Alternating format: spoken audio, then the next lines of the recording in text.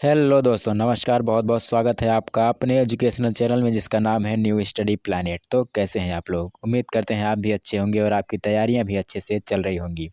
आज के वीडियो में क्या है? आज के वीडियो में हम पढ़ेंगे मुग़ल कालीन यानी मुग़ल काल की साहित्यिक रचनाओं के बारे में। मुग़ल काल में कितने लेखक हुए हैं, कितनी साहित्यिक रचनाएँ हुई हैं, किसके काल में हुई हैं, ये सब सारी जानकारियाँ इस एक वीडियो में है। तो समय ना गंवाते हुए आइए शुरू करते हैं आज का अपना ये वीडियो।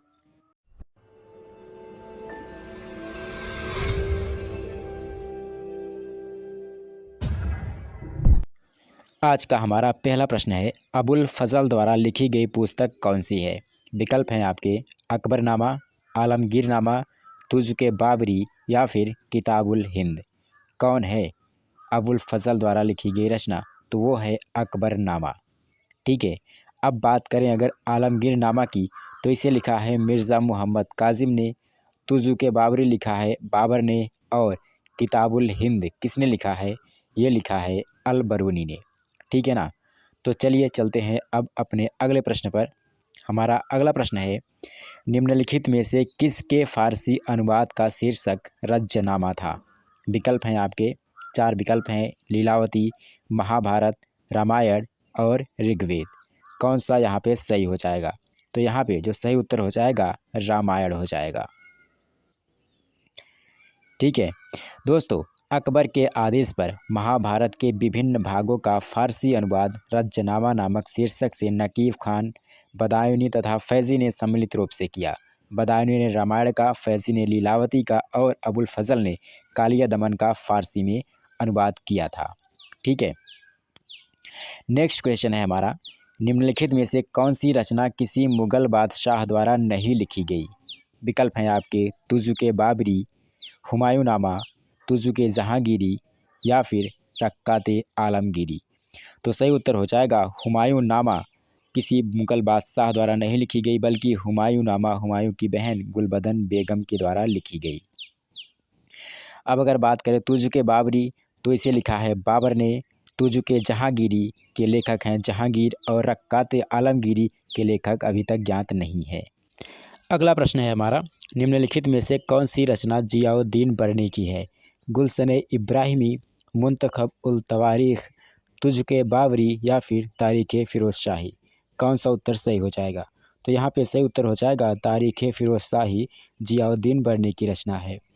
और गुलशन इब्राहिमी मोहम्मद कलीम फ़रिश्ता की रचना है। मुंतखब उल तवारीख अब्दुल कादिर बदायूनी की रचना है। और तुज़्क़ बाबरी किसकी रचना है? तुज़्क़ बाबरी रचना है बाबर की। चलिए अगले प्रश्न पर चलते हैं। अगला प्रश्न है, कानून हुमायूं की रचना निम्नलिखित में से किसने की? ख्वांदमीर, अब्बास खां शेरखानी, ईश्वरदास या फिर गुलबदन बेगम। किसने की? तो सही उत्तर हो जाएगा यहाँ विकल्प ए हो जाएगा, ख्वांदमीर ने कानून हुमायूं की रचना की। अब्बास खां शेरखानी की रचना कौन सी है? तो है उनकी रचना है तारीख़ शेरशाही।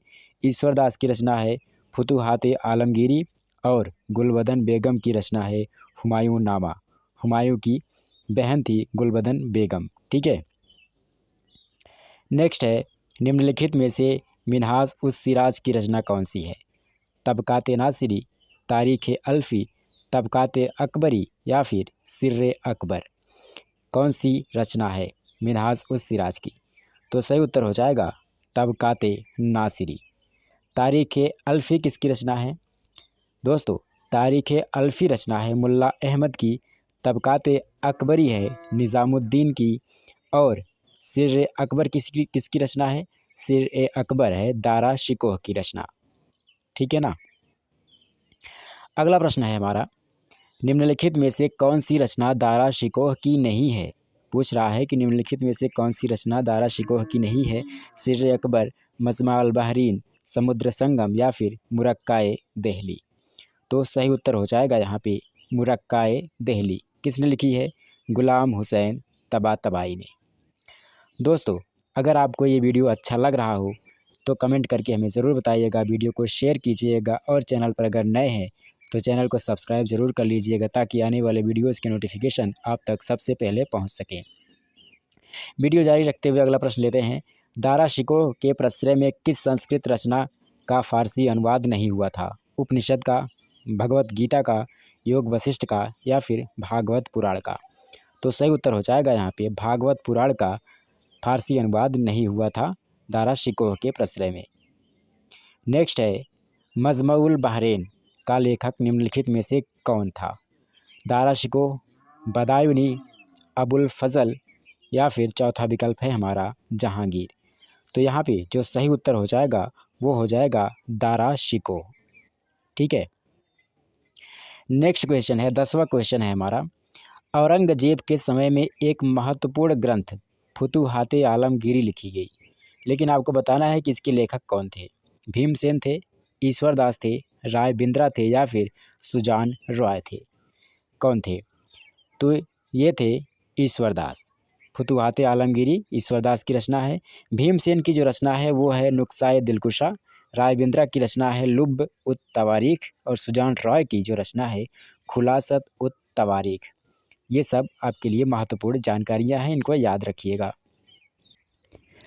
अगला प्रश्न है, किस ग्रंथ में आरोप लगाया गया है कि बाबर की मृत्यु इब्राहिम लोदी की मां द्वारा जहर देने से हुई? बाबरनामा में, हुमायूंनामा में, वाक़यात बाबरी में या फिर कानून हुमायूं में? तो ये आरोप लगाया गया है हुमायूंनामा में, जिसकी लेखिका हैं गुलबदन बेगम। अगला प्रश्न है, मुगल काल का एकमात्र सुल्तान जिसने अपनी आत्मकथा लिखी? फिरोज तुगलक, मुबारक शाह खिलजी, सिकंदर लोदी या फिर नासिरुद्दीन महमूद? तो इस प्रश्न का जो सही विकल्प हो जाएगा फिरोज तुगलक हो जाएगा। फिरोज तुगलक ने अपनी आत्मकथा लिखी थी। अगला प्रश्न है, रेहला का लेखक निम्नलिखित में से कौन था? इब्न बतूता, बरनी, बदायूनी या फिर अबुल फजल? कौन था? चारों विकल्पों में कौन था रेहला का लेखक? तो यहाँ पे जो सही उत्तर हो जाएगा वो हो जाएगा इब्न बतूता। इब्न बतूता कौन था? क्या कोई बता सकता है? इब्न बतूता मोरक्को का निवासी था और मोहम्मद तुगलक के शासनकाल में भारत आया था। ठीक है। अगला प्रश्न है, फुतुहाते फिरोज शाही का लेखक कौन था? फुतुहाते फिरोज शाही का लेखक कौन था? मोहम्मद तुगलक, बरनी, फिरोज तुगलक या फिर सिकंदर लोदी? कौन सा विकल्प सही हो जाएगा? तो यहाँ पे जो सही विकल्प हो जाएगा फुतुहाते फिरोज शाही का लेखक फिरोज तुगलक था। नेक्स्ट है, मासिरे आलमगीरी। मासिरे आलमगीरी की रचना निम्नलिखित में से किसने की?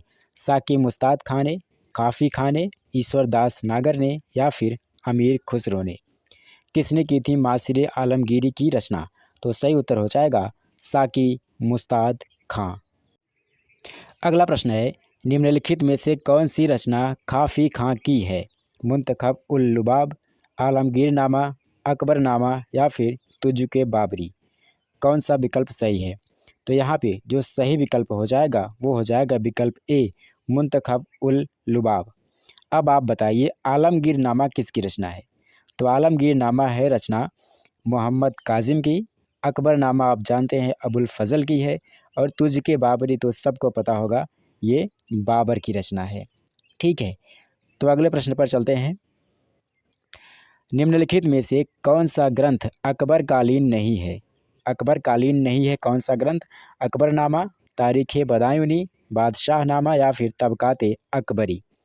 तो सही उत्तर हो जाएगा यहाँ पे बादशाहनामा। बादशाहनामा जो है शाहजहाँ कालीन है, जिसके लेखक हैं अबुल हमीद लाहौरी। ठीक है। नेक्स्ट क्वेश्चन है हमारा। अगला प्रश्न है, बाबर की आत्मकथा तुजुके बाबरी किस भाषा में लिखी गई? हिंदी में, उर्दू में, फारसी में या फिर तुर्की में? तो यहाँ पे जो सही विकल्प हो जाएगा वो हो जाएगा विकल्प डी। बाबर की जो आत्मकथा है तुजुके बाबरी वो लिखी गई थी तुर्की भाषा में। अगला प्रश्न है, तुहफ़तुल हिंद। तुहफ़तुल हिंद किस विषय से संबंधित ग्रंथ है? न्याय से, प्रशासन से, अर्थव्यवस्था से या फिर संगीत से? किससे संबंधित है? तो यहाँ पे जो सही उत्तर हो जाएगा संगीत से संबंधित हैं, जिसके लेखक हैं मोहम्मद मिर्ज़ा। और किसका शासनकाल था उस समय? तो उस समय शासनकाल था औरंगजेब का। अगला और आखिरी प्रश्न है इस वीडियो का, निम्नलिखित में से रसखान की रचना कौन सी है? रसखान की रचना आपको बतानी है प्रेम वाटिका है, बादशाहनामा है, अमल ए सालेह है या फिर दास्तान मज़ाहिब है? कौन सा उत्तर सही है? तो यहाँ पे रसखान की रचना है प्रेम वाटिका। क्या आपको पता है कि पादशाहनामा किसकी रचना है? तो पादशाहनामा है मोहम्मद अमीन कज़वीनी की। अम्ले सालेह है मोहम्मद सालेह की रचना। और जो आखिरी है दास्तान मज़ाहिब, वो है मोहसिन फ़ानी की रचना। ठीक है। तो दोस्तों इस वीडियो में फ़िलहाल इतना ही। अगले वीडियो में एक नए टॉपिक के साथ मिलेंगे, चुनिंदा प्रश्नों के साथ मिलेंगे। तब तक के लिए नमस्कार। और हाँ, अगर ये वीडियो आपको पसंद आया हो तो वीडियो को लाइक कीजिए, शेयर कीजिए और कमेंट कीजिए।